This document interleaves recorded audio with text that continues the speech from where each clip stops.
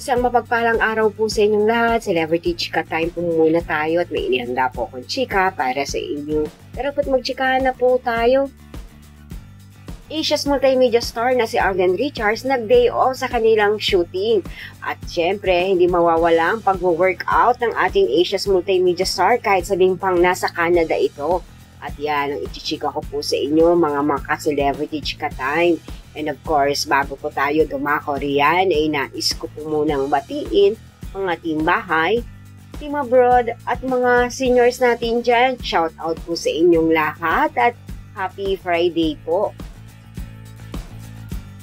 Sa ibinahagi nga po ng kasamahan ng Asia's multimedia star na si Alden Richards sa shooting ng Hello Love Again, ay nag-day off po ang mga ito. Kapag ganyang day off, kanya-kanya po sila kung ano ang kanilang gagawin.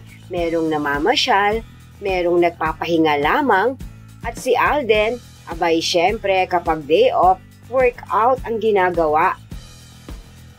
At ayan nga po sa inilabas na larawan sa social media ni Joros Gamboa, kasama nga po niya rito si Miss Catherine Bernardo at si Alden Richards na nagwo-workout. O diba, kahit saang dalin po yatang lugar si Alden, mamainit yan o malamig po riyan, ay hindi po nawawala sa kanyang routine ang pag-workout.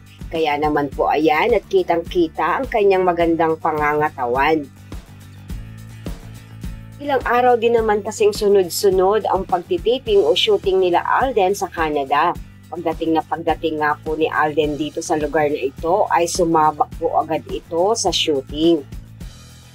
Yes po, wala po silang sinasayang na panahon dahil limitado rin po ang kanilang pag-i-stay sa Canada at need po nila talagang tapusin ang dapat tapusin sa mga eksena na kailangan po nilang gawin at mas lalo pa pong mapaganda at mapaayos ang kanilang upcoming movie na Hello Love Again.